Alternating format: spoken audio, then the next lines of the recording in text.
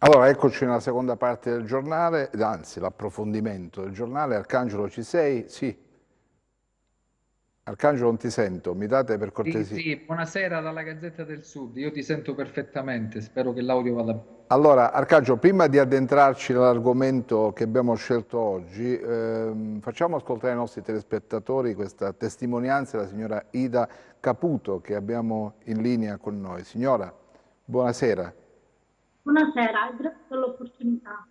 Allora, io sto vivendo un incubo da 60 giorni più o meno, perché il 16 gli è venuta l'influenza a mio marito, ho chiamato l'autoambulanza e mi hanno detto che era una semplice influenza, se non respirava di richiamare. Giustamente il 19 sono venuti a fare il tampone, ma sapete perché? Perché la mamma del mio compagno è andata in ospedale e ricoverata perché ha contratto il Covid-19. Dopo lui è uscito positivo al Covid-19 il 19 di marzo. Come mai a me sono venuti il 7 aprile a farmi il tampone e pure a mia figlia? Dovevano farlo il giorno dopo, perché così avremmo fatto meno tamponi e magari ci fossimo spostati, perché io sto facendo la bellezza di 9 tamponi, devo fare altri 3 tamponi, quindi non è più possibile una cosa del genere. Ci hanno abbandonati. Io non parlo di chi ci sta facendo i tamponi perché li ringrazio, ma io parlo di chi se n'è scappato i primi di marzo, da quando hanno detto che a San Lucido c'era il coronavirus, sono andati tutti via, ci hanno lasciato da soli. Quindi noi adesso abbiamo dovuto passare questa fase critica da soli. Io parlo veramente per chi di San Lucido, che veramente San Lucido è stato, sono stati tutti cittadini bravissimi, abbiamo lottato per questa cosa nonostante era una cosa più grande di noi. Quindi mi chiedo, se ancora sono positiva ad 80 giorni quasi, perché ne passerò altri 10 in casa, facendo altri 3 tamponi più mia figlia, mi chiedo, potete fare gentilmente un prelievo per vedere se io ancora sono contagiosa, una tacca al petto, qualcosa, perché io non si può stare più così, uno ha bisogno di lavorare, cioè, veramente. Lei da quanti giorni è Eh, a casa, signora? io sono a casa da 3 mesi, sono a 70 giorni, ancora devo continuare, non è finita, perché io devo fare altri 3 tamponi, più mia figlia un altro, e se mio marito riesce positivo al terzo che si è fatto, mi deve fare ancora, cioè siamo a 14 tamponi, 3 persone, è una cosa gravissima secondo me. Almeno portate medicina se vedete che nel mio sangue, perché io vedete che sto benissimo. Quindi se nel mio sangue questo Covid non passa, almeno ho capito non ci sono cure, ma mi potete portare almeno un antivirale? Veramente, non è possibile. Io non riesco più. Non Arca- riesco più Arcangelo? perché che, è veramente voglio ricordare le persone che a Fast Lucido sono decedute per il Covid-19 perché erano veramente alla bocca di tutti, perché persone conosciute nel paese, perché c'erano da una vita. Quindi San Lucido ha lottato bene, però siamo rimasti soli, senza governo, senza nessuno. Abbiamo lottato soli noi cittadini. Quindi basta, sono arrivata. Arcangelo. Sì, la testimonianza della signora, come quelle che stiamo raccogliendo in questi giorni, sia al TG10, all'approfondimento che ogni giorno curiamo, ormai a Attilio credo da 50 giorni, ho perso il conto io però, 70 giorni sono. 70 giorni che continueremo a curare, ma anche sulla Gazzetta del Sud, per tutto quello che ci arriva in redazione, testimoniano, guardate, diciamocelo sinceramente, una sostanziale disorganizzazione, una intempestività di intervento, una serie di difficoltà riscontrate da parte di chi ha avuto purtroppo la sventura di capitare tra le grinfie del coronavirus. Ci sono state operazioni meravigliose di medici che hanno fatto cose straordinarie, reparti che hanno consentito la guarigione di molti pazienti, ma ci sono state troppe disfunzioni per ciò che attiene invece alla esecuzione dei tamponi, ma soprattutto anche al risultato finale dei tamponi. Cioè abbiamo ogni giorno, come dire, la testimonianza di persone che ci raccontano cose che non vanno bene. Allora Su questo dobbiamo riflettere. Sapete perché? Lo dico ai nostri telespettatori, ma lo dico anche a noi stessi, Attilio, perché se questa emergenza in autunno si ripropone, non si possono fare questi errori, cioè bisogna rimettere in piedi altro che smantellare reparti qui ad ospedali, bisogna mettere in piedi una macchina che funzioni sul territorio, che garantisca appunto celerità di risposte soprattutto, perché se io faccio un tampone oggi non posso sapere la risposta tra 10 giorni, cioè è opportuno che la catena consenta delle risposte in maniera celere ed efficace. Ci risulta, per via di tutto quello che sentiamo dai nostri telespettatori, ma anche per quel che riguarda il mio giornale, dai nostri lettori, ci risulta che le cose non vadano invece come dovrebbero andare. Per cui raccomandiamo insomma, alle autorità competenti di essere in questo più attenti, soprattutto per il futuro, perché nessuno ci impedisce di pensare che in autunno le cose possano di nuovo andare male. E naturalmente la signora Ida Caputo, noi questo grido d'allarme, d'aiuto lo lanciamo a chi deve gestire queste situazioni. La signora chiede semplicemente che gli venga fatto il tampone, no? Cioè, quanti ne ha fatti fino ad oggi? Sì. Perché tanti, cioè abbiamo fatto dei tamponi, quando cerchi di uscirtene e arrivi, vedi la negatività del primo, del secondo, al terzo ti arriva la positività. Quindi noi non, cioè la positività a mio marito, a me mi è arrivato negativo, positivo, negativo, positivo, dopo 5 giorni. Cioè non dico che non sia veritiero, ma almeno se è vero, portatemi una medicina, perché non è più possibile così. No. Signora, la vediamo completamente al buio. Comunque abbiamo registrato la sua richiesta d'aiuto. Ecco, adesso la vedo meglio. Forse potete mandarmi, ecco, adesso la vedo meglio. Quindi, signora, ma lei si sente bene, nel senso che non avverte nessun tipo di disturbo? Come può vedere, io sto benissimo. Quindi... Non avverte alcun sintomo legato al coronavirus? L'ha avvertito prima? Io non ho avuto neanche febbre, mal di testa, io non ho avuto neanche febbre. Mio marito sì o no? Bene signora, grazie della sua testimonianza. Speriamo ci faccia... Bambina a Mendicino e il mio sindaco, che lì almeno abbiamo un sindaco, Antonio Palermo, sinceramente, lo volevo salutare, grazie. Ci faccia sapere, ci tenga aggiornati signora, grazie. Beh, Arcangelo, sono tante situazioni come queste, ne abbiamo registrate davvero tante, forse perché poi quando si mette in moto una macchina così complessa, un'emergenza così difficile da gestire, forse bisogna, come dire, anche testarla la macchina sul campo, no? Eh sì, guardate, è inutile nasconderci dietro un dito, qui c'è stato un problema con i tamponi, nella processazione dei tamponi, rallentata, sospesa, nell'esecuzione dei tamponi, sono stati bloccati, a un certo punto bisognava fare quelli sui rientri, quelli che sono rientrati ancora non hanno, tutti non hanno avuto un risultato, cioè alcuni sì, altri no, cioè una situazione effettivamente imbarazzante che speriamo non si ripeta, cioè questa cosa va organizzata per bene, potenziamo questi laboratori, facciamo nascere quelli che devono nascere, cioè i nuovi laboratori, non adesso che magari il virus sta finendo, prepariamoli, mettiamoli in funzione, prepariamoci per l'autunno, per il prossimo inverno, il laboratorio di Locri, il laboratorio di Corigliano Rossano, cioè questi laboratori di processazione che possono aiutarci. Poi, giusto per capirci, siccome il blocco è stato dovuto alla mancanza spesso di reagenti, beh, facciamo degli approvvigionamenti, prepariamoci, non lasciamo tutto al caso. Abbiamo fatto questa esperienza, per fortuna fino al momento le cose sono andate bene,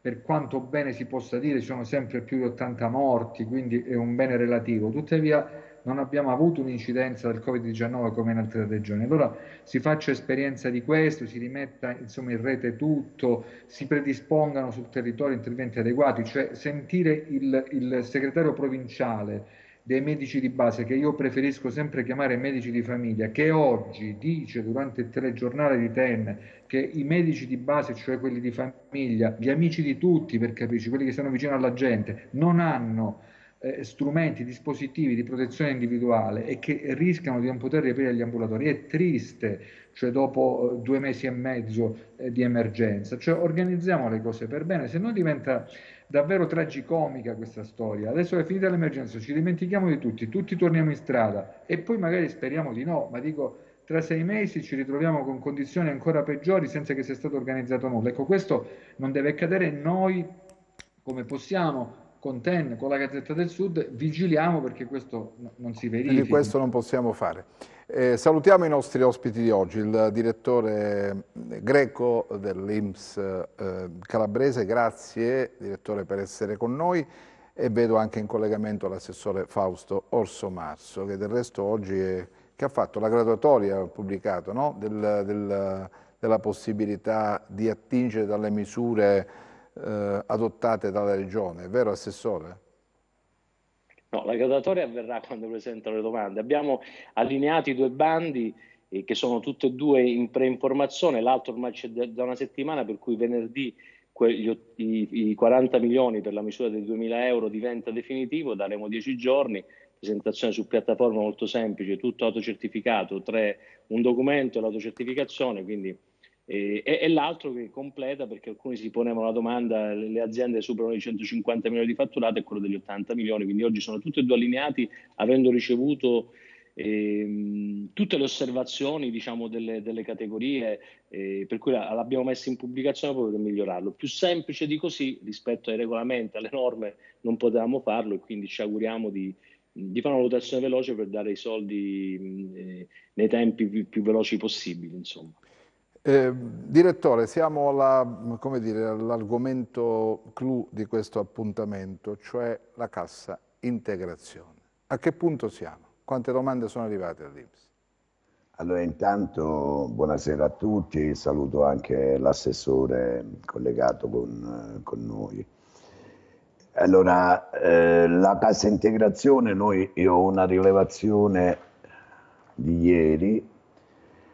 In Calabria sono pervenute quasi 8.500 domande di cassa integrazione ordinaria, sono state caricate sul sistema dell'istituto oltre 8.000 domande per quanto riguarda la cassa integrazione in deroga, e altre 2.000 riguardano i fondi di integrazione salariale.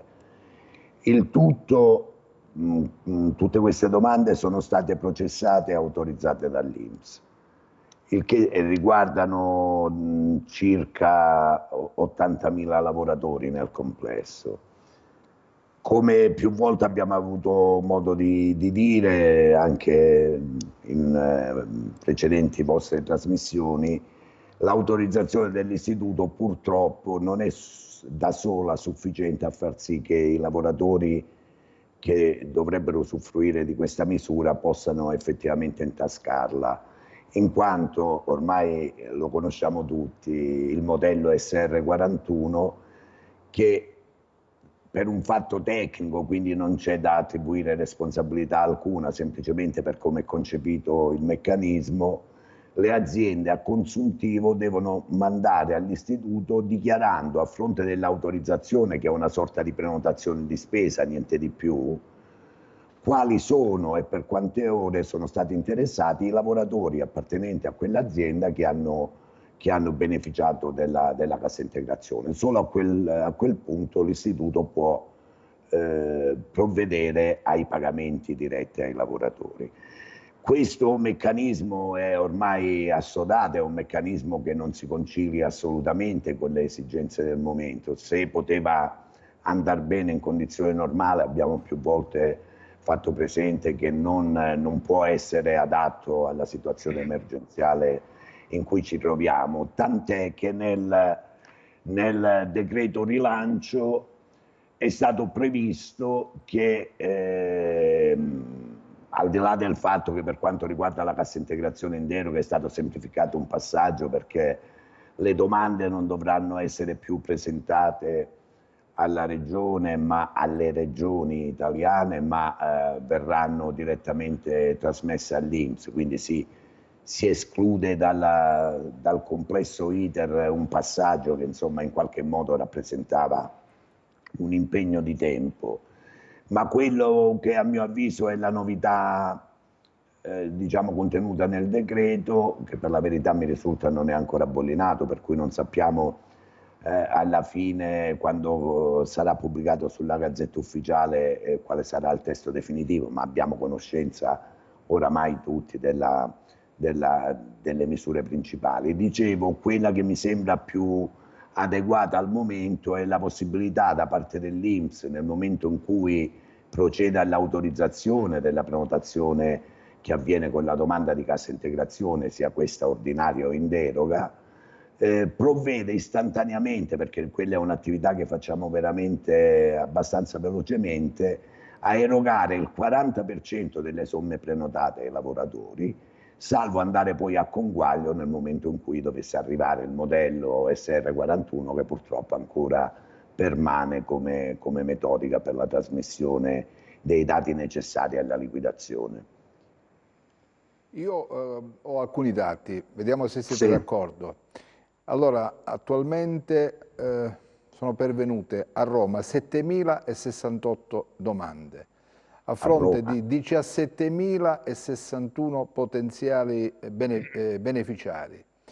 6.113 sono state autorizzate, 3.428 sono state pagate, attualmente siamo al 62%.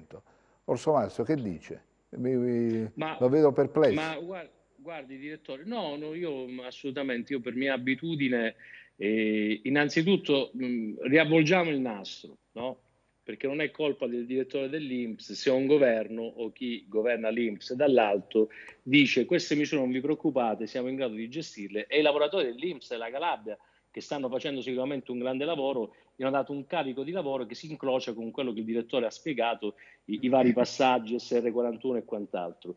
Io voglio parlare soltanto della cassa integrazione in deroga, che è quella, perché poi ovviamente il direttore ha fatto l'elenco di tutto, anche il pagamento dei sussidi, che è un sovraccarico di lavoro che all'INPS hanno dato, insomma, proprio dal punto di vista umano era difficile gestirlo. Io posso dare un dato: nel momento in cui le regioni sono chiamate in causa, nostro dovere era non di commentare, perché non ho commentato nulla, per quanto lo commenteremo poi alla fine della fiera. Dovere era garantire il lavoro a cui sono state chiamate le regioni. Io giovedì sono stato nominato, venerdì mi sono trovato, diciamo, questa problematica, in 2 giorni ho fatto l'accordo, diciamo, sindacale che purtroppo andava fatto, quindi datore di lavoro, lunedì chiuso l'accordo, il 6 aprile aperto le domande, una delle prime regioni ha aperto le domande. Ad oggi i dati ufficiali che vi do come regione, le 17.000 domande pervenute, che non sono 17.000 persone, ma 17.000 aziende, quindi riguarderà una platea di circa 50-60.000 persone, adesso il dato preciso non so darglielo. Il 2005 sono doppioni, quindi in sostanza sono 14.500 le domande. Noi ad oggi ne abbiamo lavorato 13.000, ne restano 1.000. È ovvio che quelle lavorate poi diventano flussi XML per l'INPS. Noi abbiamo inviato, credo abbiamo superato i 10.500, ma giustamente il direttore ne legge, perché poi il sistema le lavora, diciamo, entro 48 ore, 8.500. Il dato più importante, per una volta questa regione non è ultima, come era sempre stato, perché per il lavoro che c'era stato affidato, sicuramente non un settore, il Dipartimento Lavoro, che avesse tutte queste energie. Mi sono dovuto prestare gente dall'ANPAL Servizi, centri per l'impiego, cioè organizzare al meglio il lavoro della regione, e ovviamente io non vado in competizione col direttore dell'INPS, che giustamente rispetto alle risorse che ha e alle procedure che abbiamo spiegato, che è stata contorta, si è trovato in difficoltà. Il governo, che tra l'altro fa questo decreto, parrebbe che scarica il governo in tutte le regioni, tant'è che addirittura in Lombardia il presidente della regione Lombardia ha denunciato Tridico, sono arrivati, diciamo, proprio alle denunce. Noi qua invece stiamo gestendo con grande responsabilità, sento quotidianamente il direttore, un carico di lavoro che era oggettivamente difficile per quello che il direttore ha spiegato, perché poi il modello SR41 che devono inviare, diciamo, i consulenti rallenta ulteriormente. Io aggiungo che pomeriggio, che ha finalmente avuto la proroga, perché non poteva firmare gli atti ieri, il direttore Cosentino ha firmato un accordo con Poste Italiane, perché tutte le domande già processate dalla regione, siamo in misura di migliaia in più rispetto a quelle che l'INPS ha potuto liquidare rispetto a questo meccanismo, possono essere anticipate da Poste Italiane, e Poste si assume il rischio, diciamo, anche di quelle domande che dall'INPS potrebbero essere processate in termini negativi. Sarà una strategia commerciale, non lo so, ma è l'unica proposta che ci è arrivata, che ci sono anche arrivate proposte di banche che erano onerose per la regione e anche per il lavoratore. Quindi è una campagna Poste per il sociale. Noi pomeriggio stiamo firmando, per cui tutti i lavoratori che stanno avendo un ritardo da domani, perché sta firmando, mentre parliamo, perché gli è arrivato il decreto stamattina di proroga al dirigente Cosentino, sta firmando questo accordo con Poste che anticiperà a tutti i lavoratori la cassa integrazione. E ribadisco, io sono abituato a fare il mio dovere, e quando mi chiedono i numeri diciamo del lavoro della regione, non solo sono confortanti, ma ho visto, se non sbaglio, l'altro giorno un'ipotesi schema di lavoro della regione Calabria è terza in termini di lavoro affidato alle regioni. Era il lavoro che mi toccava, l'abbiamo provato a fare con grande serietà, con grande onestà intellettuale, rispettando il lavoro di tutti, compreso quello del direttore dell'INPS, a cui ribadisco, cioè perché il direttore ha citato poco fa diversi pagamenti, la cassa ordinaria, FIS, i sussidi, a cui si aggiunge la cassa integrazione in deroga, che è un macello per le procedure previste. Insomma, no, noi dobbiamo valutare domande, il passaggio dell'INPS, quindi è stato un meccanismo tortuoso. Io ho provato a garantire nel più breve tempo possibile alle famiglie dei calabresi che tengono questa cassa il lavoro che toccava alla regione. L'abbiamo fatto con diligenza e con gli strumenti che c'erano a disposizione, tra l'altro con la piattaforma. Sentiamo il direttore che aveva qualche momento, mi pare, di... Sì, allora mi spiace solamente quando l'assessore parla degli impegni dell'INPS, perché non riesce, conoscendo probabilmente, anzi sicuramente non conoscendo appieno la realtà del nostro istituto in Calabria e i risultati che questa realtà sta da sempre dando in questa regione. Mi spiace che dica delle cose che non corrispondono al vero, sono purtroppo costretto a puntualizzare. Intanto noi non siamo assolutamente in difficoltà, abbiamo autorizzato tutte le domande che ci vengono caricate sul sistema dalla regione. Non entro nel discorso dei numeri, perché io ho qua la statistica che mi manda quotidianamente il dottor Cosentino. Io sto un dato, perché noi pubblichiamo i decreti. Sì, a me, sì. Poi io ho grande rispetto. Attenzione, io non ho fatto polemiche perché so che all'INPS... No, ma non la faccio nemmeno io, però non possiamo dire... Io sto allora, al dato quella... che la gente sta attendendo il pagamento della cassa integrazione in Assessore, deroga. Una giustificazione sì, la dobbiamo dare, no? Cioè... Non possiamo dire che è perché l'INPS è oberata, e non lo possiamo dire per una ragione semplice. Il riferimento che stava facendo poco fa sulla terza regione d'Italia è stato pubblicato sui giornali ed è noto a tutti, riguarda i pagamenti che sono stati fatti in relazione alla cassa integrazione in deroga. La Calabria è terza, dopo Valle d'Aosta e Friuli Venezia Giulia, che evidentemente non sono realtà con noi confrontabili dal punto di vista della mole delle pratiche da gestire. Il terzo posto ce l'ha la direzione dell'INPS in Calabria, che ha liquidato il 48,5%, e ripeto, il 48,5% delle domande pervenute dalla regione. Questo non significa che il restante 51,5% non lo facciamo perché abbiamo difficoltà. Ma io non ho detto siamo questo, pronti direttore. a lavorare io sto dicendo, e molto più di quelle, che... Assessore. No, scusa, però vorrei completare, chiedo scusa un attimo. Siamo pronti a lavorare quelle e molte più di quelle. Naturalmente non possiamo pagarle perché mancano semplicemente gli elementi per poterlo fare. l'SR41. Ma non c'è nessuna di noi. Abbiamo liquidato bonus, abbiamo liquidato permessi 104, abbiamo fatto di tutto e di più, senza dimenticare che continuiamo a pagare le pensioni, le prestazioni di invalidità e quant'altro. Ma chiedo scusa, direttore, stiamo dicendo la stessa cosa. Cioè, no, sta facendo un lavoro egregio. Ma evidentemente il governo non abbiamo, con questo meccanismo ha sovraccaricato, perché se siamo arrivati da marzo a maggio e la gente non ha la cassa integrazione pagata, non è colpa sua, e io per quello non è colpa nemmeno del sovraccarico, che non esiste, Assessore, non esiste. Io ho detto e ribadisco che la Regione Calabria ha fatto un ottimo lavoro. Ho dichiarato che è stata, sono fatti noti, è stata la prima regione a fare l'accordo con i sindacati. Ho dichiarato che è stata fra le prime a trasmettere i flussi. Il primo flusso, ricordo che è arrivato il 14 del mese scorso, quindi in un mese sia la Regione Calabria e sia l'INPS in Calabria hanno lavorato in maniera esemplare. Sono d'accordo con lei. L'unica cosa che mi sono permesso, Assessore, di correggere, se mi è consentito, è il discorso che riguarda il sovraccarico di lavoro, che per quanto riguarda la mia regione, l'INPS in questa regione non c'è. Quindi se dovessero arrivare tutti in una giornata, noi nel giro di pochi giorni siamo in grado di liquidare tutto. Quindi il problema del sovraccarico direttore, in questa sede non c'è.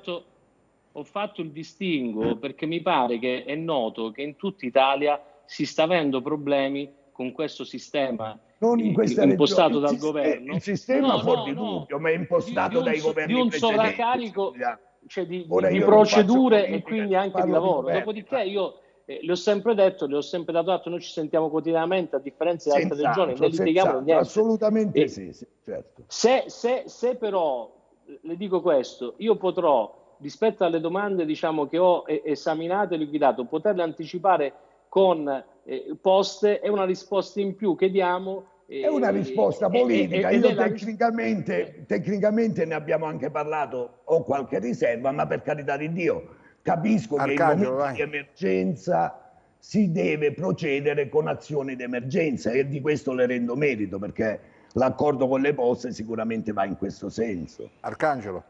Sì, la situazione che noi abbiamo visto, ieri c'è stata la giornata di riapertura, c'è stata questa lenta ripresa verso la normalità e tuttavia una situazione di grande crisi.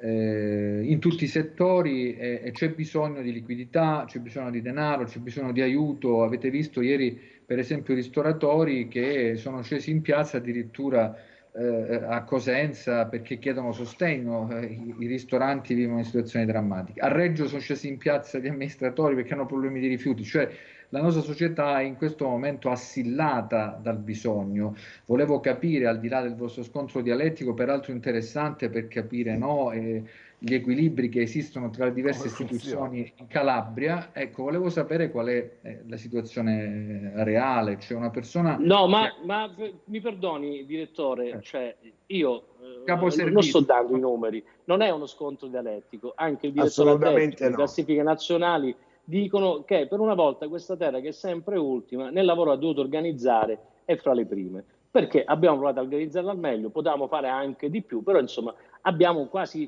finito il nostro lavoro. Per il resto anche le altre misure che abbiamo potuto mettere in campo grazie a rimodulazione di risorse europee, perché molto spesso sento altre regioni, scusa la Campania che è una macchina già organizzata in corsa, aveva i soldi su quegli assi, quindi hanno dovuto rimodulare, tutte le altre sono soltanto annunci, quindi siamo anche usciti con i bandi di aiutare le imprese con un percorso molto veloce. Poi dopodiché noi non dobbiamo stare lì a fare scontri dialettici o a protestare, noi dobbiamo nel ruolo che abbiamo ognuno lavorare come fa egregiamente, tra l'altro anche il direttore dell'INPS con cui io mi sento quotidianamente. Assessore Orsomarso, quindi la Regione ha fatto tutto quello che doveva fare? Ma mi pare che, ve l'ha detto anche il direttore dell'INPS, sta nei dati diciamo, statistici, se possiamo la terza a pagare diciamo, questi risultati vuol dire che la Regione Calabria, e ribadisco, in quel meccanismo di dati che si allineano, no? Per cui i pagamenti dipendono anche dall'SR41, noi siamo un po' più avanti di quanto INPS processa, perché poi i dati che si infilano diciamo nel caricamento della piattaforma INPS è in ritardo di qualche migliaia di domande, penso che il direttore mi darà ragione. 1000 domande circa che arrivano in 48 ore, cioè, poi. Certo. Noi siamo avanti come lavoro, non siamo indietro. Cioè, e perché allora, scusatemi, allora perché molti lavoratori non hanno ancora ricevuto la cassa integrazione? Ma io ho provato a dirglielo perché però forse non sono stato molto chiaro, le chiedo perdono e provo molto sinteticamente a riassumerlo. Allora il meccanismo è tale per cui nonostante la Regione processa e decreta, nonostante l'INPS autorizza, manca il presupposto di base per poter pagare i lavoratori. Qual è il presupposto di base?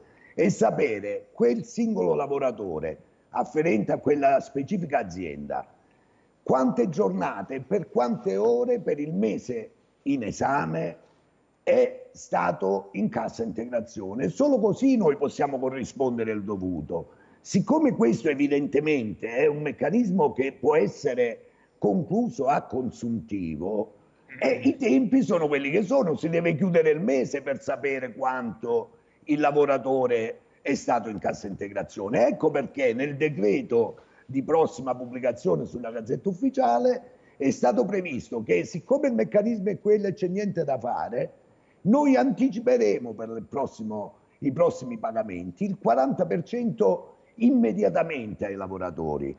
Perché il 40%? Perché è stata fatta una valutazione che in genere tra la prenotazione e lo speso reale c'è uno scostamento a volte anche importante e si potrebbe arrivare intorno al 60% del reale consumo di quanto prenotato.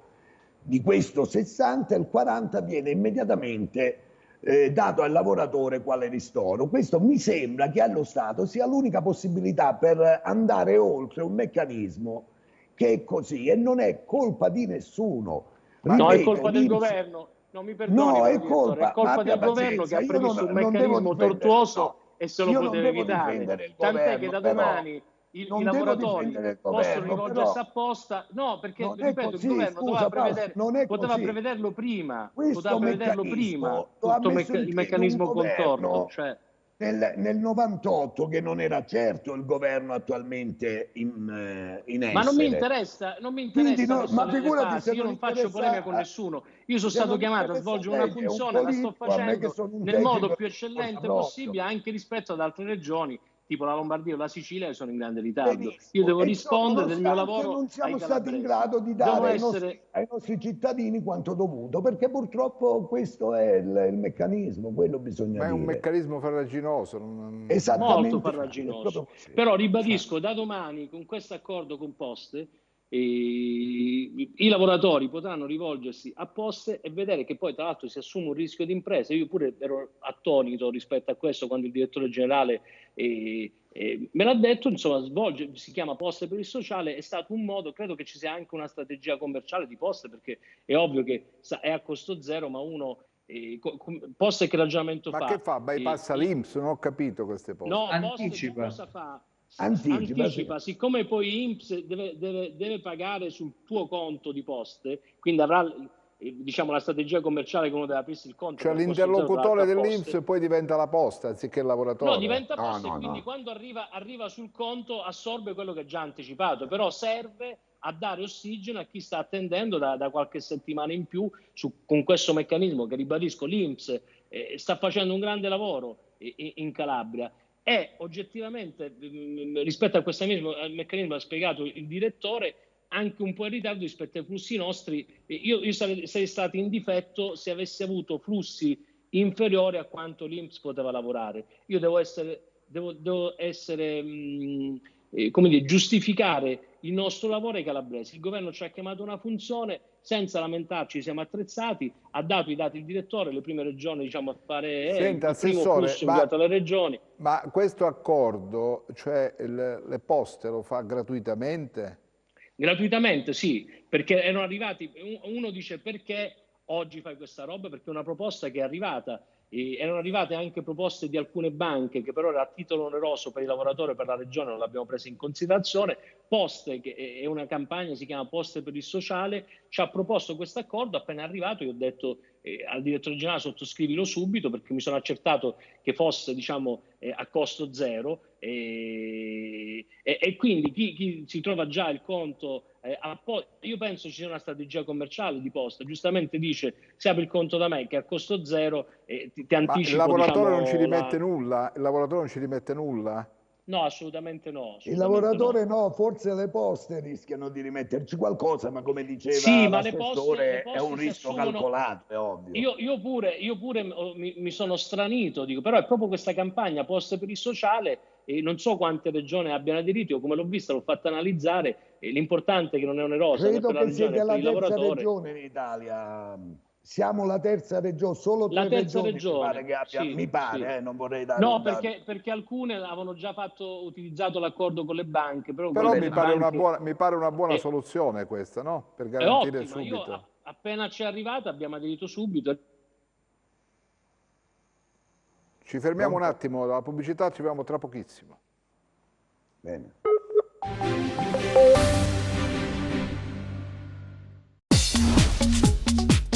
Cerca Teleeuropa sul tuo Play Store o Apple Store e scarica la nostra app.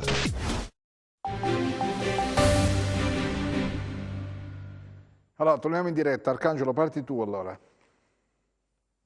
del confronto, chiamatelo come volete, non è uno scontro dialettico, comunque un confronto mi sembra abbastanza serrato, interessante per capire i meccanismi che riguardano le nostre pubbliche amministrazioni. Mi viene da dire, la gente sta ascoltando da settimane promesse, c'è bisogno di denaro contante, c'è bisogno di liquidità, la crisi è solo all'inizio perché adesso saggiato il campo, per dire, cioè il mercato, si troveranno tutti in difficoltà progressiva perché non tornerà nulla come prima finché non si rimette in moto tutto. Ecco, quindi i tempi, mi sembra di capire, Assessore Rossomazzo, la domanda è a lei, cioè queste promesse vengono mantenute attraverso questo accordo sancito con le poste che consentirà un'accelerazione nella canalizzazione dei denari. Ho capito bene? Chiedo scusa, io penso che voi avete assunto i dati ufficiali che la Regione Calabria è fra le prime regioni, quindi il nostro lavoro l'abbiamo svolto. L'INPS sta facendo il suo lavoro con quella complessità che ha spiegato il direttore, diciamo l'SR41. Noi come strumento aggiuntivo abbiamo potuto, con accordo con Poste,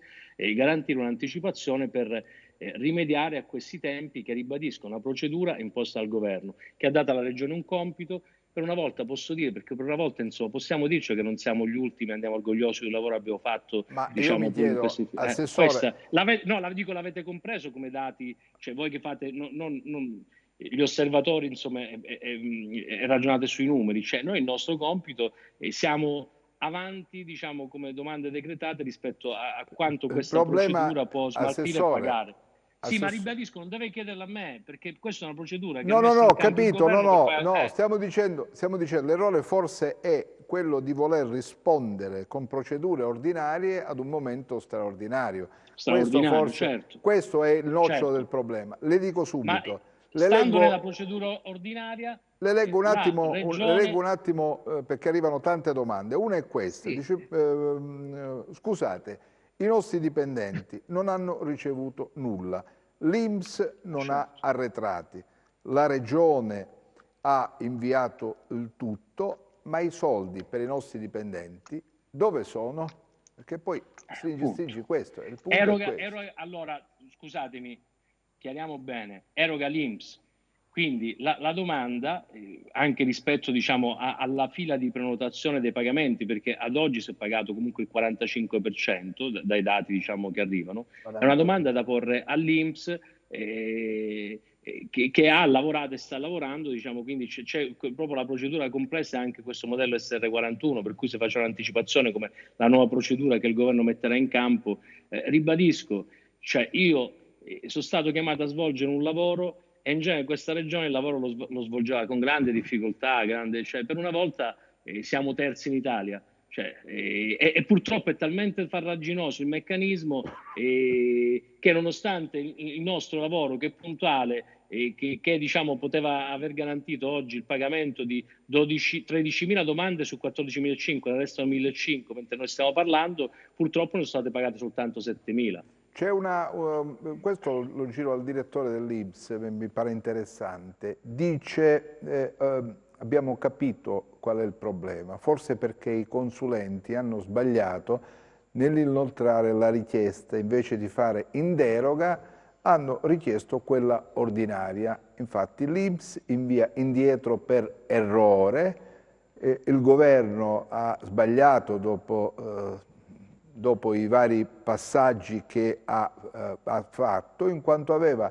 dato accordo direttamente all'INPS. Dopo sono scesi in campo le banche perché volevano guadagnare qualcosina, facendo slittare il tutto e non ha alcuna responsabilità la Regione in questo. Siete d'accordo con questo passaggio? Guardate, noi abbiamo ricevuto anche delle proposte di anticipazione di banche, non le ho valutate perché erano onerose, o per la regione o per i lavoratori. L'unica proposta che ho valutato appena arrivata, tant'è che siamo la terza regione, quella di Poste che è a costo zero per i lavoratori, per cui da domani chi attende la cassa integrazione e sono fra le domande già esaminate dalla regione, quindi il grosso, insomma, può chiedere tramite Poste l'anticipazione e poi il bonifico di INPS arriverà a Poste, che ovviamente lo trattiene avendolo già anticipato. Questo è un meccanismo molto semplice. Chiedo scusa, ma che significa? No, perché qui poi scatta un altro meccanismo, cerchiamo di semplificare. Che significa può chiedere a Poste? Cioè, cosa deve fare una persona per avere questi benedetti soldi? Allora, faccia capire, assessore. Poste mette a disposizione il suo istituto, per cui se uno non ha un conto credo dovrà aprirlo, ed è gratuito, ho verificato anche questo, insomma, ed è una strategia sicuramente, si chiama Poste per il sociale e anche commerciale, perché se tu apri il conto a Poste c'hai che a costo zero, tanti magari dipendenti l'avranno già e quindi già domani possono richiedere, gli viene anticipato, gli basta il decreto di INPS o della regione, e se non ha finito questo farraginoso meccanismo che il governo ha previsto per dare la cassa integrazione in deroga.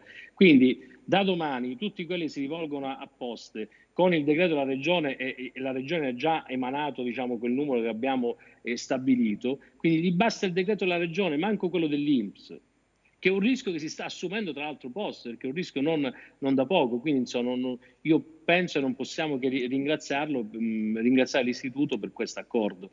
È uno strumento in più proprio per anticipare questi tempi farraginosi di questa procedura prevista dal governo, è una roba davvero antediluviana. Quindi vi faccia capire, il cittadino va con la carta che rilascia la regione, va all'ufficio postale. No, ma non è che le carte della regione sono pubbliche, sono decreti pubblicati, quindi insomma non è che è una carta privata.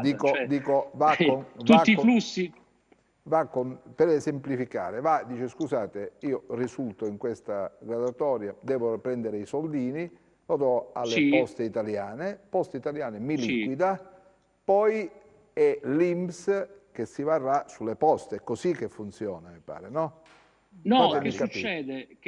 Allora... No, spieghiamola questa procedura, perché... Sì, allora... ma poi devono chiedere a Poste, devono rivolgere a Poste, perché il mio direttore generale sta firmando con Poste, ma funziona così. Tanti hanno già il conto a Poste, per cui su quel conto Poste, sulla base del decreto e della cassa integrazione... Cioè sostanzialmente le poste cosa fanno?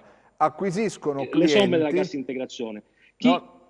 Scusi, assessore, praticamente la Posta che cosa ci guadagna Poste Italiane? Perché acquisisce clienti con i conto correnti, quindi perché tu non puoi tenere i soldini se non hai il conto corrente. Che sono tra l'altro gratuiti, perché ho capito, sono conto corrente a costo zero gratuito, cioè è una strategia commerciale di un istituto che dice, io lo faccio però tu devi avere il conto corrente alle poste per fare questo ma ripeto, però è un servizio che uno dà, io non entro nel merito, io ho firmato una convenzione che è uno giusto per strumento in più per aver anticipato la cassa integrazione. Poi ribadisco, dietro la scelta di un'azienda, la chiamata Poste per il sociale, c'è una strategia commerciale, perché magari recupera 10.000 nuovi correntisti che continueranno ad avere il conto in banca e il conto a Poste. Ma l'altro aspetto fondamentale è che questo conto non ha dei costi, prima di firmare questa convenzione, insomma. Direttore. Allora, guardi, bisognerebbe capire, perché mi stavo domandando adesso, mentre l'assessore descriveva come dovrà funzionare questo accordo, come possa fare Poste Italiane a quantificare il dovuto. Mi pare che è un esercizio pressoché impossibile per chi non ha gli elementi alla base del calcolo, per cui devo immaginare... dei decreti, allora, se il commercialista, anziché fare l'SR 41, sulla base di quello che è decretato, diciamo, dalla regione, che valuta le domande che è arrivata dal consulente lavoro, ma guardi, assessore, volevo dire, siccome in una delle domande antecedenti, l'ultima che le ha fatto il giornalista, si parlava di un errore del consulente che ha mandato per errore una cassa in deroga. Non lo so. Questo allora no, volevo dare... No, ma io forse lo so. Io forse lo so. Delle 8.066 domande che erano pervenute al 15, 7.436 sono state autorizzate dall'INPS. Le rimanenti sono dei ricicli, cioè degli scarti, che l'INPS ha dovuto ritrasmettere alla regione perché provvedesse all'annullamento dei decreti. Perché? Perché o erano aziende che hanno erroneamente chiesto la cassa in deroga e invece avevano diritto, avevano addirittura già percepito anche l'ordinaria, o erano aziende artigiane che non hanno accesso alla cassa integrazione in deroga, ma debbono accedere agli enti bilaterali, alle risorse degli enti bilaterali. Quindi voglio dire, già c'è questo aspetto e le poste evidentemente si assumono questo rischio, ma calcolare quando si presenta il signor X alle poste e fa vedere che è inserito in un elenco decretato dalla regione, benissimo. Come fa l'ente posta a sapere quanto gli deve corrispondere? Immagino che gli darà una somma forfettaria che poi verrà compensata a saldo dal pagamento che l'INPS farà su quel conto. Sì, ma ribadisco, si è io bloccato. non entro nel Corrente merito delle poste, devo immaginare che sia così. Mi sente? Mi sentite? Sì. L'ultima parte, direttore, No, l'ultima parte non l'abbiamo sentita. E vi chiedo scusa, ma sono con un collegamento precario. Dicevo, devo immaginare che funzioni così, perché altrimenti non mi viene veramente in mente come possano fare le poste a fare il calcolo del dovuto preciso da corrispondere al lavoratore che verrà poi compensato dal versamento che l'INPS fa. Ma questo lo deve fare l'INPS o deve fare il calcolo esatto? E certo, il calcolo esatto lo fa l'INPS quando avrà ricevuto tutte Quindi le le poste indicazioni possono da parte dei anticipare. consulenti. Secondo me ho ragione di credere che nell'accordo ci sia inserito una quota parte, una somma forfettaria da corrispondere, che sarà poi, come dire, compensata a consuntivo sulla base del calcolo reale che può fare solo l'INPS solo una volta che è in possesso dell'SR41. Guardate, io so quello che ho discusso col mio direttore generale, perché io non mi occupo di accordi scritti sul piano tecnico. Ho soltanto chiesto al direttore generale, a cui ho dato mandato di sottoscrivere l'accordo con Poste: hai valutato se non ci sono costi per gli operatori? No. Hai valutato se ci sono costi zero? Sì. Hai valutato un'opportunità? Bene. Anch'io ho posto la domanda, dico, ma perché Poste, secondo te? Poste, che è una campagna appunto Poste per il sociale, si accolla anche l'eventuale rischio. E chiedetelo a Poste, insomma. Cioè, ma siamo pare, la terza regione, pare un buon che accordo. firma. No, pare un buon accordo. Appunto, i lavoratori avranno immediatamente qualcosa in mano. Avranno finalmente, diciamo, quello che gli spettava, che questo meccanismo, ribadisco, farraginoso, rallenta, perché è ovvio che la tensione sociale anche di imprese che riaprono, che potevano avere un pezzo del lavoro, quindi dei lavoratori in cassa integrazione, cioè il proprietario il sussidio, i lavoratori in cassa integrazione in deroga, tutto questo ritardo è ovvio che genera diciamo preoccupazione sociale, perché se uno sta fermo e non c'ha il denaro per campare, ribadisco, potevano esserci procedure molto più semplici, che sono quelle che non a caso il governo mette in campo per la seconda fase, perché queste sono le prime 9 settimane e sono garantite altre 5 settimane fino al 31/10 come previsione, diciamo, di scenario per questa brutta bestia che è il coronavirus, che speriamo passi il prima possibile. Arcangelo.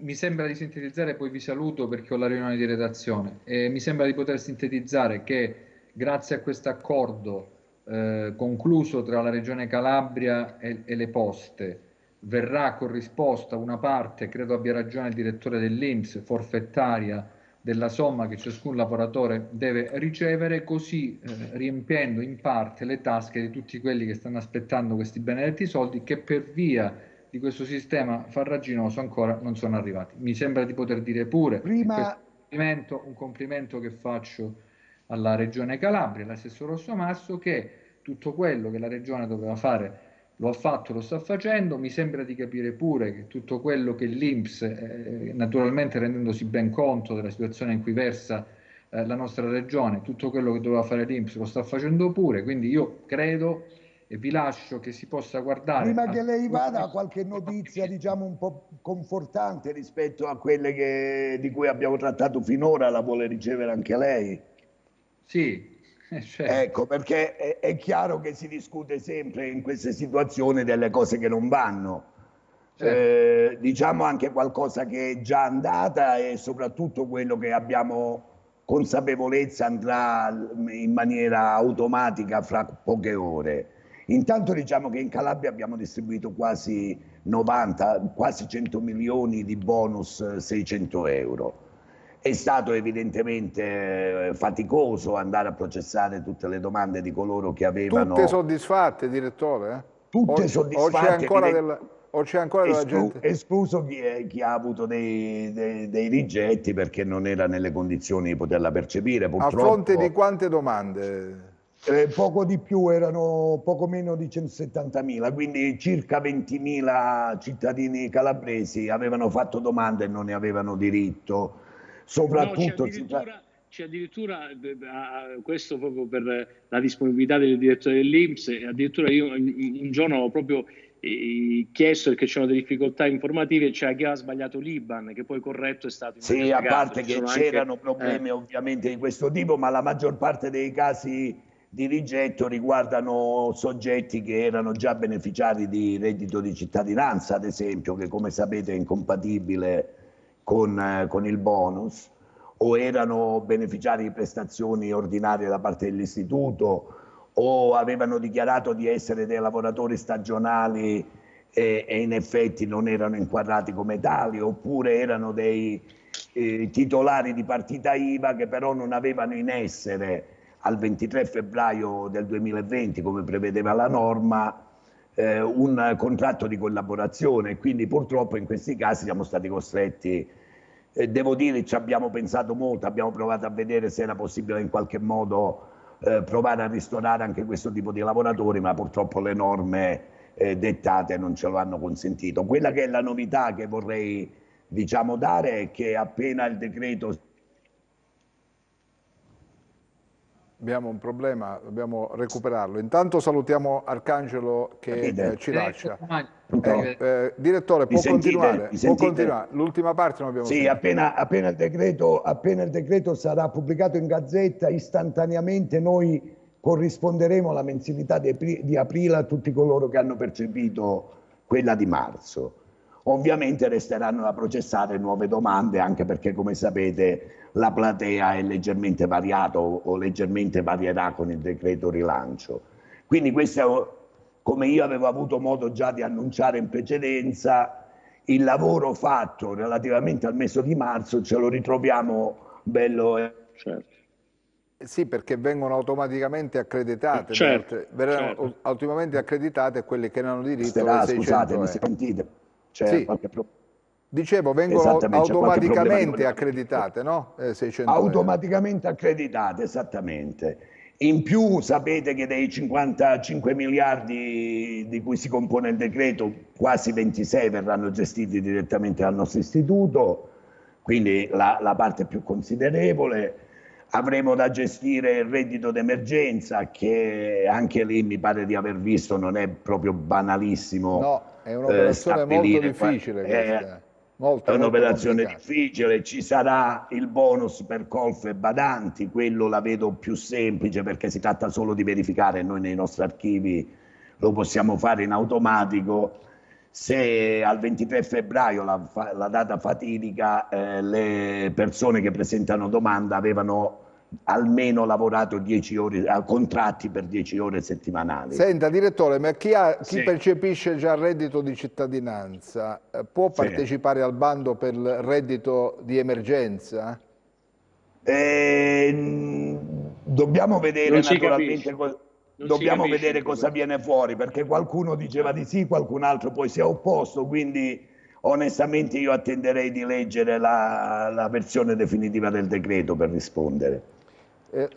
Assessore Orsomazzo, chiedono naturalmente, a lei arrivano anche moltissime domande, la prima è questa: l'una tantum annunciato, dice non troviamo da nessuna parte notizie, non sappiamo dove attingere ma no, anche questo, informazioni. No, l'una tantum innanzitutto riguarda una platea che il governo si era dimenticata per gli strumenti di sussidio universale, che ovviamente non deve garantire la regione ma il governo. Ci siamo attrezzati con una misura straordinaria perché c'era gente da gennaio aveva 10 euro, proprio oggi che sono andate in pagamento le prime 1000 domande perché erano state trasferite all'azienda Calabria Lavoro e sono già state valutate le altre 1000, quindi io spero che in questa settimana possano essere pagate tutte le 4.500 che sono arrivate e sono state valutate. Quindi anche questa è stata un'operazione straordinaria, con una misura straordinaria che copre quelli che speriamo i tirocini possano iniziare a farli e a svolgerli ovviamente con gli strumenti di sicurezza che gli enti utilizzatori, comunque dove si fanno i tirocini, possono mettere in campo. Senta, Però Assessore, le chiedo quanti sono i tirocinanti ai quali va questa una tantum di 500 euro? Avete... quelli che avevano le caratteristiche, sono arrivate 4.500 domande. 4.500? Sì, sì. 4.500. Sì, su una platea di 7.000, quelli che rispetto al fondo noi abbiamo utilizzato, che era un fondo, diciamo, di risorse del sociale, deve avere le caratteristiche di sé e di quant'altro, ed è stata uno strumento per lenire una platea di persone che il governo aveva, e tant'è avevamo fatto anche gli emendamenti, perché io non so adesso se nel reddito di emergenza o da Covid possano rientrare, cioè... quindi però, ripeto, questa è una misura proprio regionale, questa non era dovuta, l'abbiamo costruita proprio per dare, diciamo, un ristoro. Le domande sono arrivate, penso la valutazione sia finita, perché di settimana in settimana avevano già valutato le prime 2.000, le prime 1.000 in pagamento e le altre sono pronte, diciamo, a seguire il pagamento, che viene fatto da Azienda Calabria Lavoro. Proprio oggi ho sentito il direttore, che si chiama, aiutatemi, insomma, adesso mi viene il nome, insomma, il direttore dell'Azienda Calabria Lavoro, Forciniti, che mi ha assicurato che sono in pagamento. Quindi è Azienda Calabria Lavoro che paga, sono state trasferite le risorse. Quindi possiamo ipotizzare che entro la fine di maggio riceveranno questo Sì, bonus. ma anche prima, spero. Cioè, nel senso, questi vengono già pagati oggi le prime 1.100. Cioè, noi ogni 1.000 domande valutate le stiamo trasferendo ad Azienda Calabria, con cui c'è la convenzione, a cui state trasferite le risorse, e che in genere paga i tirocinanti del MIBACT e degli altri, quelli che hanno avuto già anche l'anticipazione, che è stata una misura che abbiamo messo in campo. Hanno anticipato un mese di tirocinio che non era stato fatto e recupereranno poi più avanti. Bene, direttore, voglio fare una domanda, è questa, cioè io partecipo per ottenere il bonus. Direttore, posso andare che c'è una riunione sul turismo, scusate. Ma per carità, certo. Un minuto, le possiamo rubare un minuto, voglio fare un'altra domanda, Assessore, o deve andare via subito?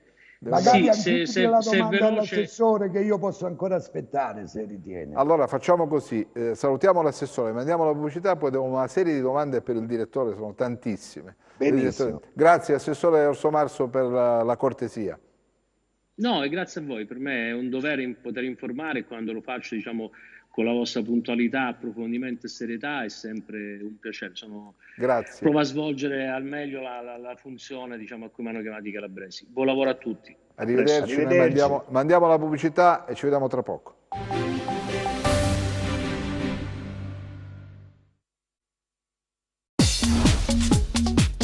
Cerca Teleeuropa sul tuo Play Store o Apple Store e scarica la nostra app.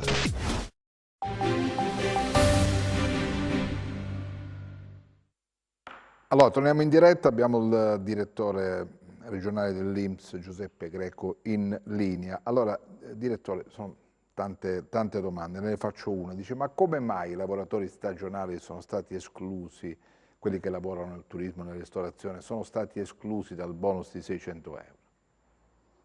In effetti non sono stati esclusi. Qua subentra quella misunderstanding a cui facevo riferimento poco fa.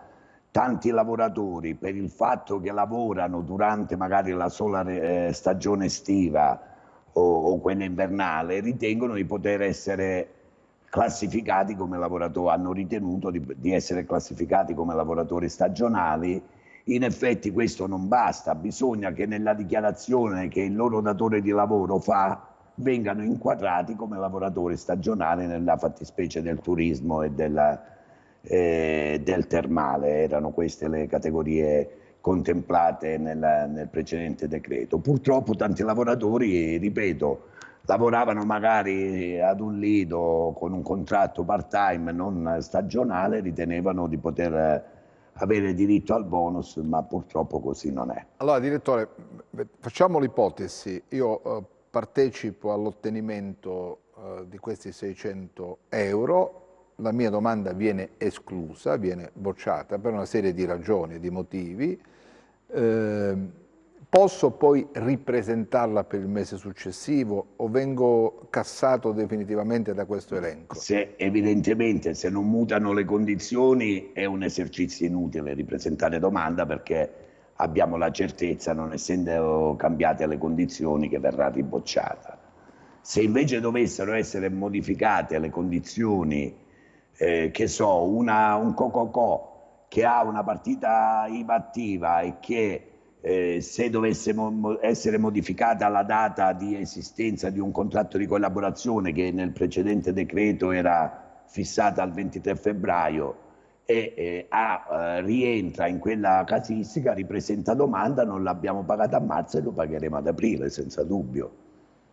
Quindi praticamente se sono mutate le condizioni può presentare la domanda e aspettare che poi venga valutata. Certo. Per esempio i collaboratori domestici prima non avevano accesso, ora nel nuovo decreto, nel decreto rilancio, sembrerebbero essere inserite. È evidente che loro non hanno avuto diritto a marzo, avranno diritto ad aprile. Voi avete già ottenuto le linee guida per questo decreto rilancio su come comportarvi? Guardi, noi stiamo già predisponendo le applicazioni, perché poi sa, giustamente criticare è una cosa che viene facile ed è anche legittima da parte di coloro che hanno delle aspettative, perché basano queste stesse aspettative sui bisogni, ma bisogna comprendere che non si fa d'amblè, e voglio dire, ora che le domande non dovranno essere più presentate alla Regione, mi riferisco alla cassa integrazione in deroga, ma direttamente all'INPS, io dubito che l'INPS, alla stregua di quanto ha fatto la Regione, possa permettere di inoltrare le domande attraverso posta elettronica, seppur certificata.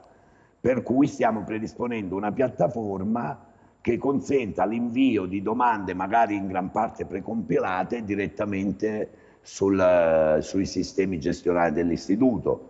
Da qualche giorno i nostri tecnici informatici stanno operando per modificare le procedure in tal senso.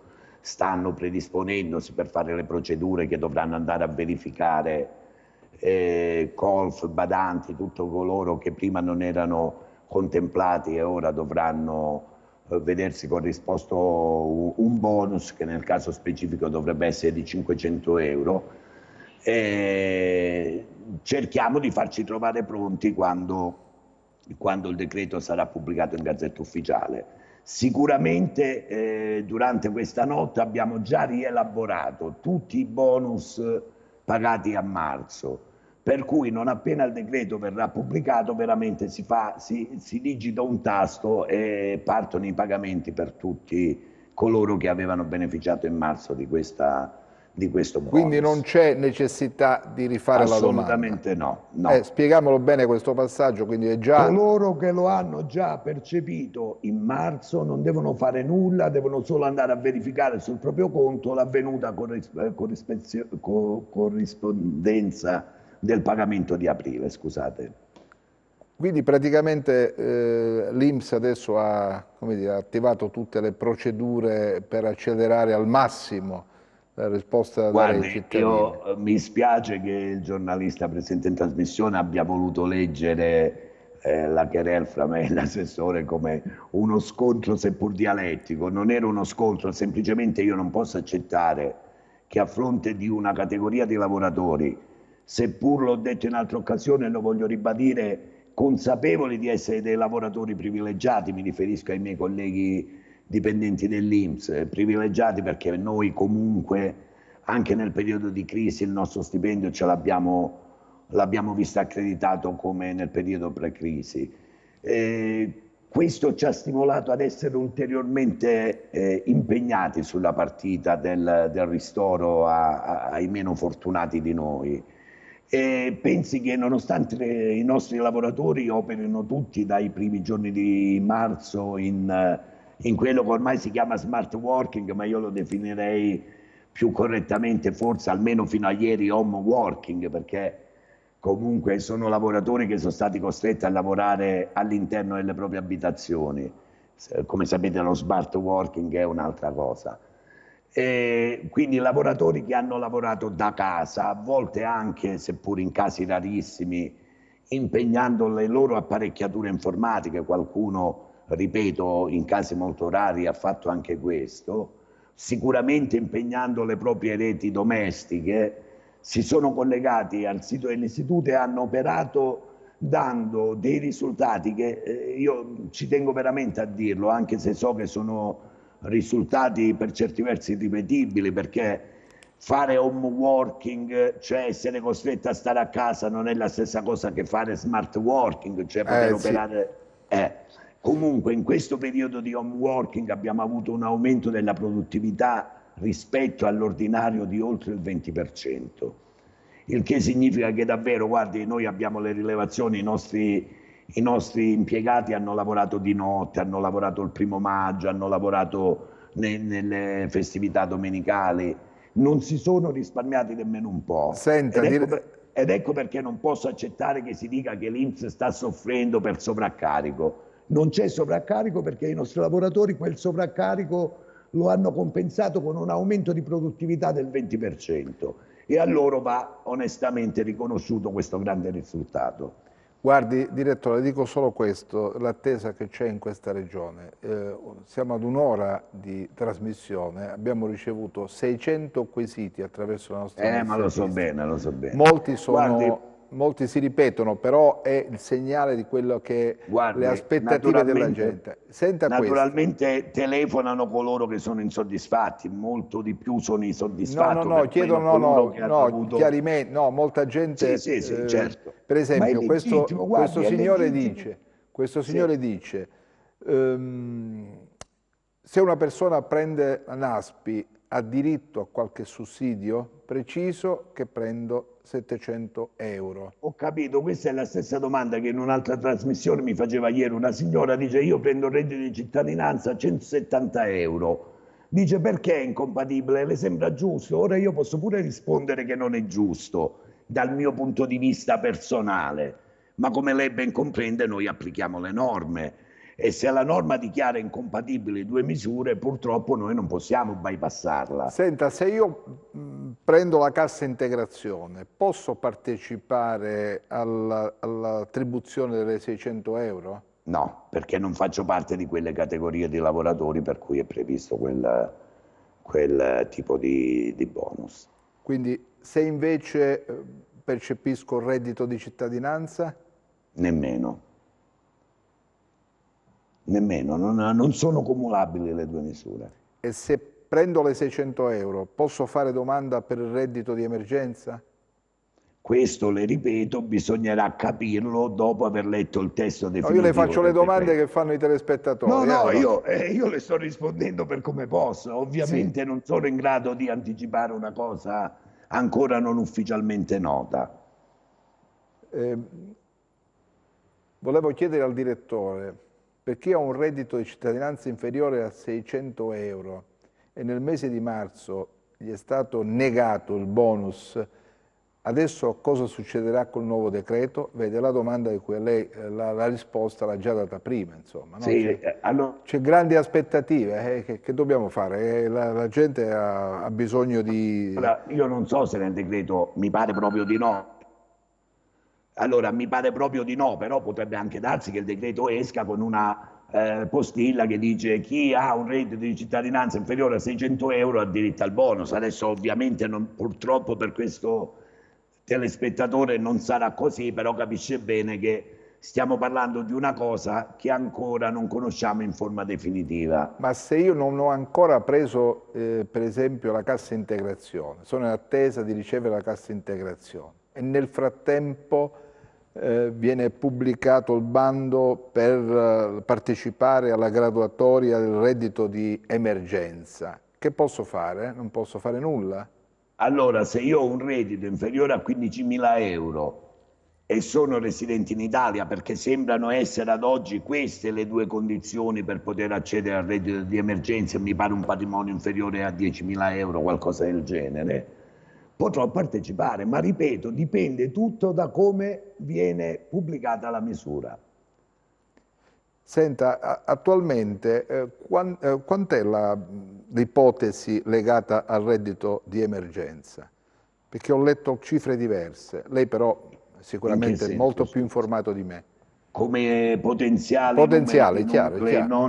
non le so dare risposta, perché ripeto, anche qui lei sa che prima c'era un limite di reddito che poi è stato abbassato, poi è stato rialzato, poi si discuteva se darlo solo ai residenti in Italia o meno.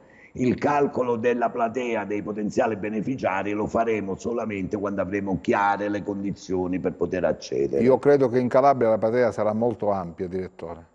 Lo temo anch'io, ahimè, purtroppo preferirei che non fosse così da calabrese quale sono, ma temo che saranno tante. C'è un'altra domanda: col reddito di emergenza potrei portare a casa almeno 800 euro al mese? No, non le so dire onestamente, mi dispiace, cioè, scusi, io non sorrido per mancanza di rispetto, ci mancherebbe No, altro. no, lo capiamo perfettamente. Ma assolutamente ho rispetto pieno per tutti coloro che in questo momento palesano queste condizioni di bisogno. Purtroppo non so, perché bisognerà vedere, capire, non siamo in grado in questo momento, sono ripetitivo ma non posso dire altro. Sebbene accettata la domanda di bonus di 600 euro a mio figlio, non è ancora giunto nulla. Sebbene accettata vuol dire che se va sul sito trova che è stata accolta e non pagata. L'unica possibilità in questo caso è che l'IBAN che è stato indicato è scorretto.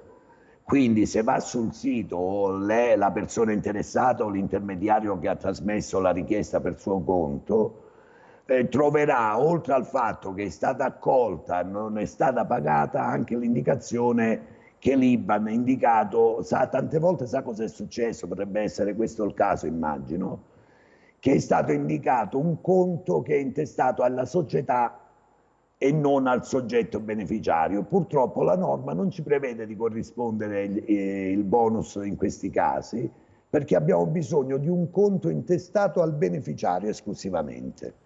Io che ho un'attività commerciale potrei partecipare al reddito di emergenza? Non lo so. Penso di sì, se è nelle condizioni di reddito previste per l'accesso a quella misura. Bene, continuano ad arrivare domande. Sì, cioè, noi possiamo andare all'infinito, ce ne saranno tantissime, purtroppo sì, sarà un refrain la mia risposta, perché se si riferiscono al reddito di emergenza soprattutto c'è veramente poco da... Guardi, senta questa domanda: come faccio a sapere se la mia domanda, scusate la ripetizione di parole, di cassa integrazione è stata accettata? A chi devo rivolgermi? All'INPS? Alla Regione? A chi? Guardi, no, intanto cos'è integrazione in deroga o ordinaria? Bisognerebbe capire, perché nel caso in cui fosse un fondo salariale o cassa integrazione ordinaria, la Regione non avrebbe nulla da poter rispondere. Nel caso di, guardi, l'assessore prima è stato chiaro, ha detto che hanno processato, ne restano 2-3 mila, mi pare che ha detto, e ha detto anche che il resto è decretato, il resto è esaminato ma non decretato. Io ho qua la statistica che mi manda la Regione, no? Dice domande decretate, domande istruite 11.000, domande decretate 9.700, quindi già fra istruite e decretate ce n'è un migliaio che fluttua.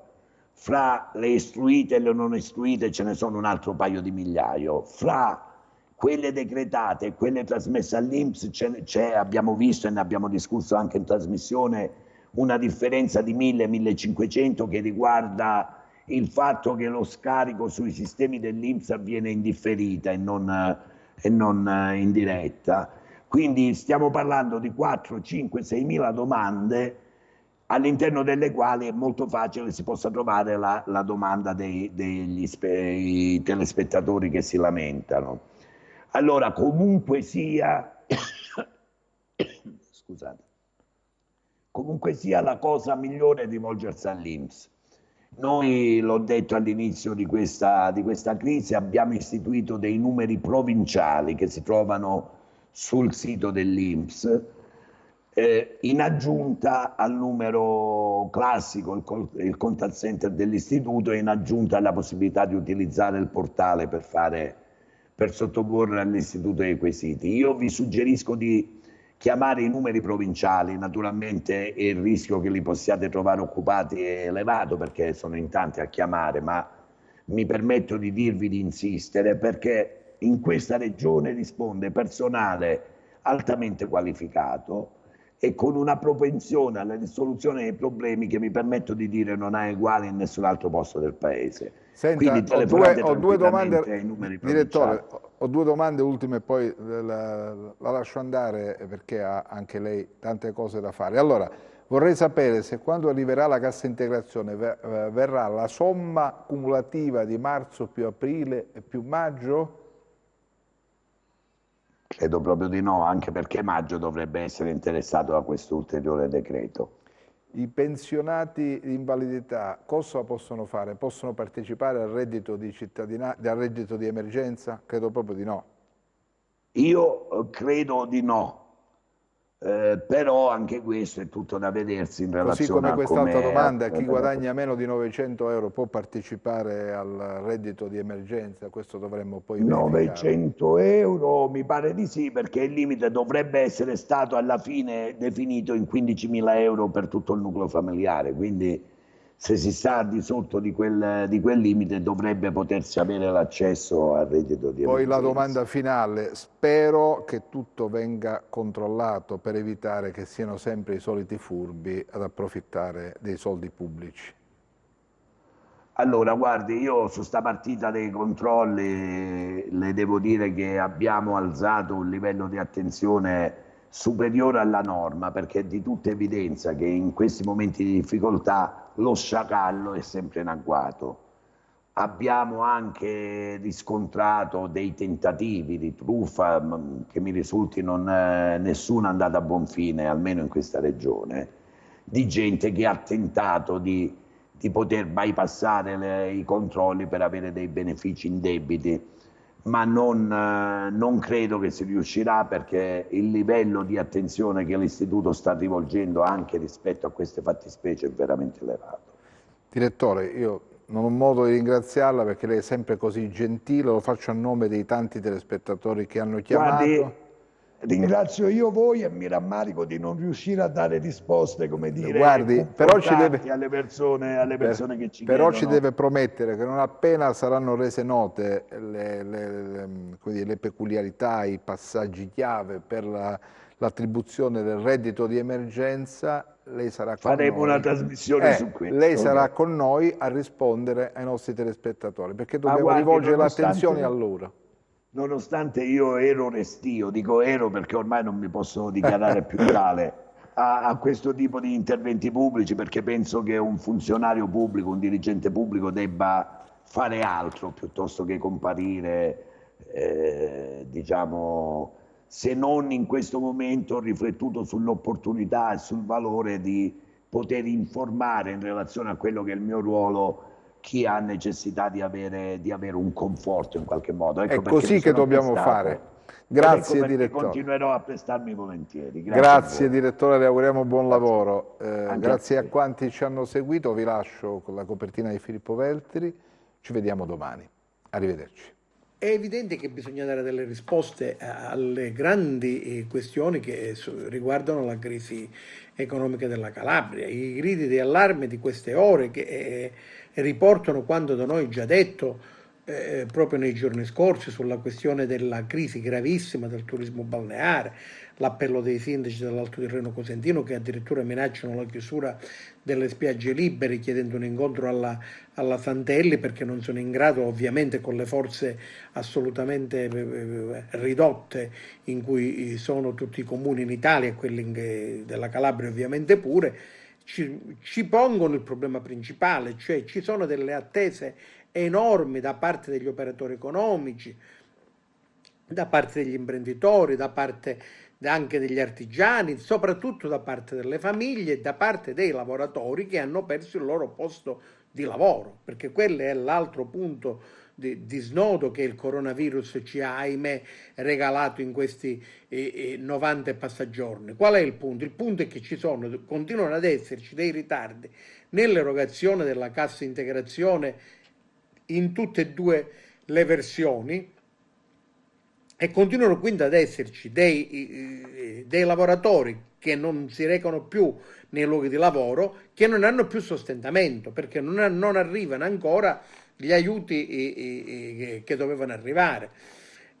Ora è di evidenza che noi ci siamo trovati in una situazione eccezionale, quindi non è questo il punto di insistere sull'eccezionalità, perché l'abbiamo chiara tutti. È evidente che ci troviamo di fronte in una situazione che dal punto di vista sanitario è ancora in evoluzione, dobbiamo vedere come andrà a finire, ovviamente speriamo bene. I dati della Calabria sono quelli che voi sapete, 0 contagi ripetuti in 2 giorni, quindi possiamo andare affrontarla con tranquillità e con serenità, sempre con grande giudizio e responsabilità individuale, parola che non mi stancherò mai di ripetere, responsabilità individuale. Ma ci sono attese delle famiglie, ci sono attese degli operatori economici e noi non possiamo far finta di tirare la corda a lungo, perché poi la corda si può spezzare.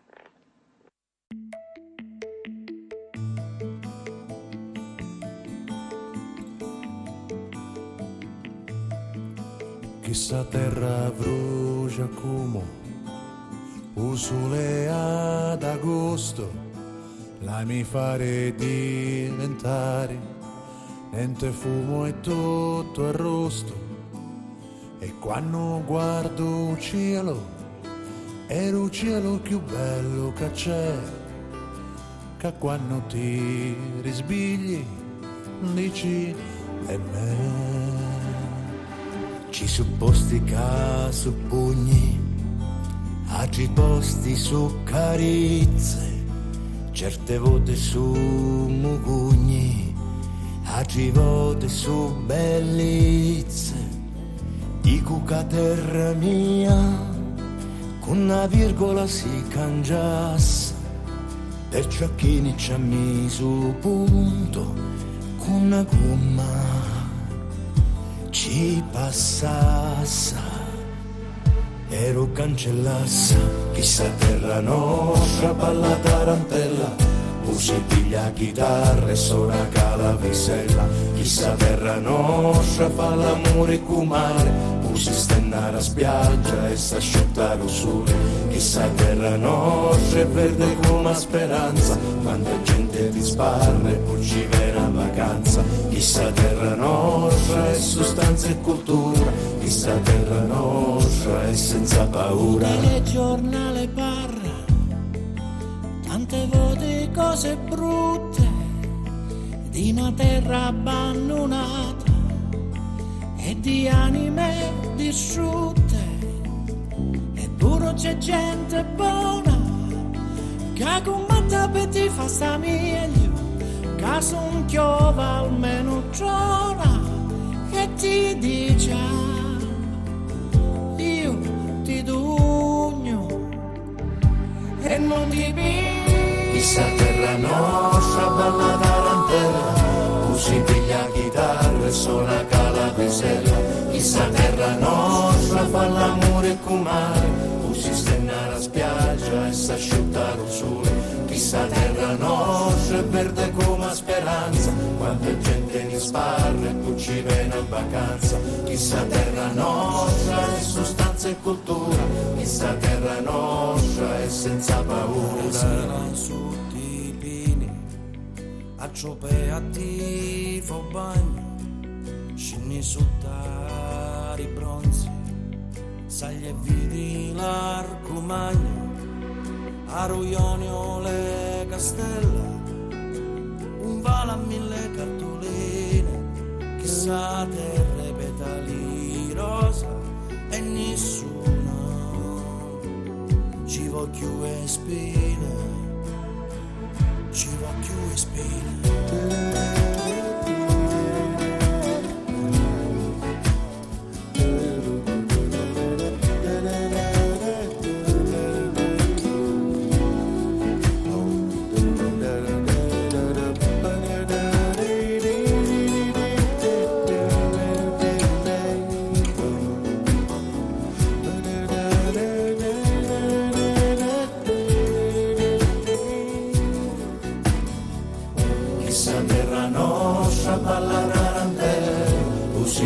Chitarra e suona calavisella. Chissà terra nostra fa l'amore con mare, si stennare a spiaggia e s'asciuttare il sole. Chissà terra nostra è verde come speranza, quanta gente mi sparra e poi ci viene una vacanza, e quando guardo il cielo è il più bello che c'è, ma quando ti risvegli dici è me.